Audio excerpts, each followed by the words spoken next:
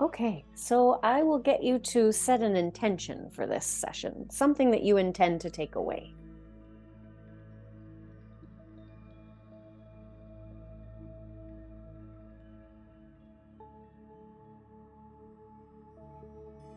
And so you decide, but your decision affects your reality. That will in turn affect other people's reality because we mirror one another.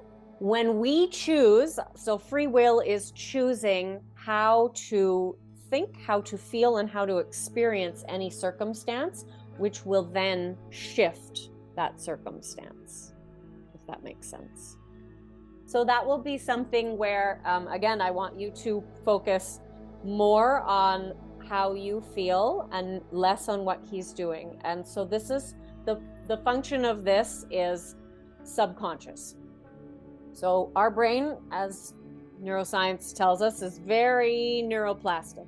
So every experience we have, every person we run into is wiring and affecting our brain, whether it's to rewire a new belief when we have that moment of recognizing something we've believed is not true, or when it's to reinforce a long-held belief.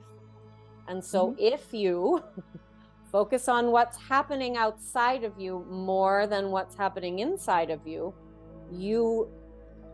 even if you're doing subconscious work, you're undoing it every time you look outside and go, see, he still isn't doing what I want him to do.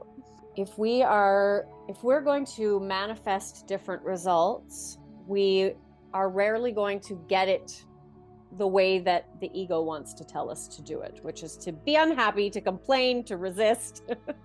And manifesting is completely counterintuitive. And the ego's complaint, just to be wary, is often, well, if I'm grateful for this, it will never change. And so then I always question when this comes up, has what you've been doing so far been working?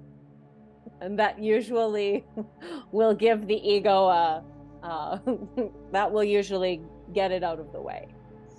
Because anytime I've applied these tools to something where I've been struggling and fighting and pushing, the ego will always pop up and tell me, this is ridiculous. I will remind myself once I'm conscious, and I will not say that I don't run down a pattern of unconscious feelings and thoughts and behaviors first, but as soon as I can get my toe in the door, I will remind myself manifesting is counterintuitive. So ideally, to have the relationship you want, we want to be able to cultivate you into that energy. So, right, I had in a video that I did, here's you now, here's where you want to be, and here is the gap of suffering. It's suffering because this version of you looks over and wants to be here. So I'm going to have you begin to design the blueprint of this outcome. And often people will come to manifesting wanting to manifest something to disprove whatever this unconscious belief is. But that's the minute it gets in the way because I need to believe something better about myself to get this thing. So I can't even get it to disprove the lie that I'm believing. I have to stop believing the lie. That's the key. So the thoughts show us a narrative belief we have about ourselves that's under the surface. So the conscious mind pushes these terrible beliefs that we have about ourselves that are all lies under the surface. The low beliefs, they contract our overall energy. So this is where the mind is involved and it's narrating what's happening inside and it's keeping it going.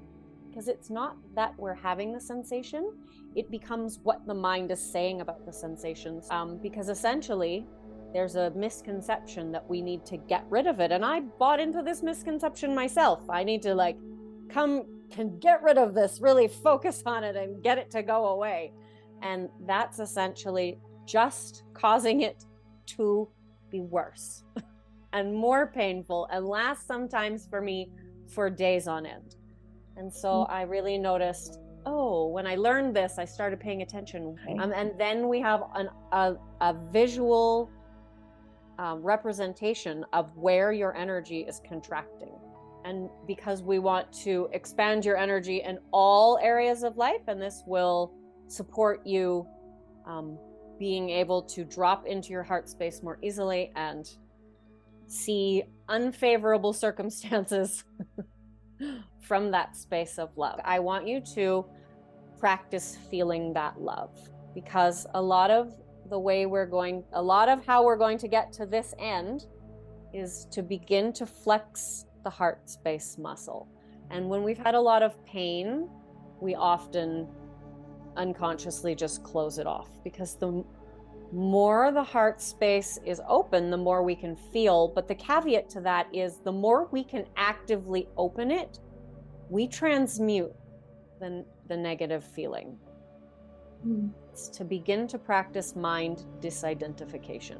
This is very important, that there is a misconception that a lot of people have, that essentially the identity is just the way we feel about ourselves, because I managed to manifest great things by shifting just my ego identity.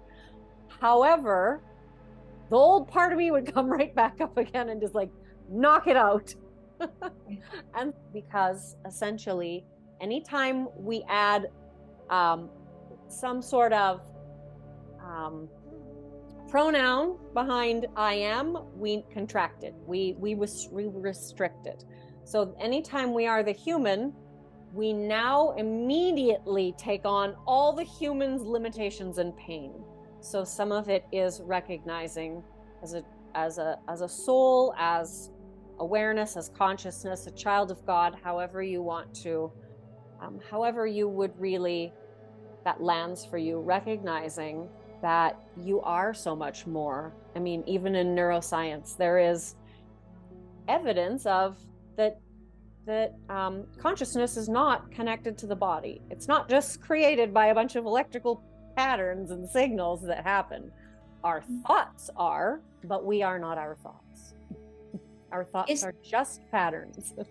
Because this begins to help you just develop that ego disidentification.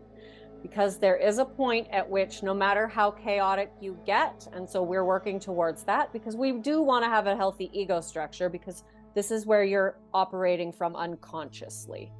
When we live busy lives, we want to have a healthy ego structure and a connection to just awareness and an access point.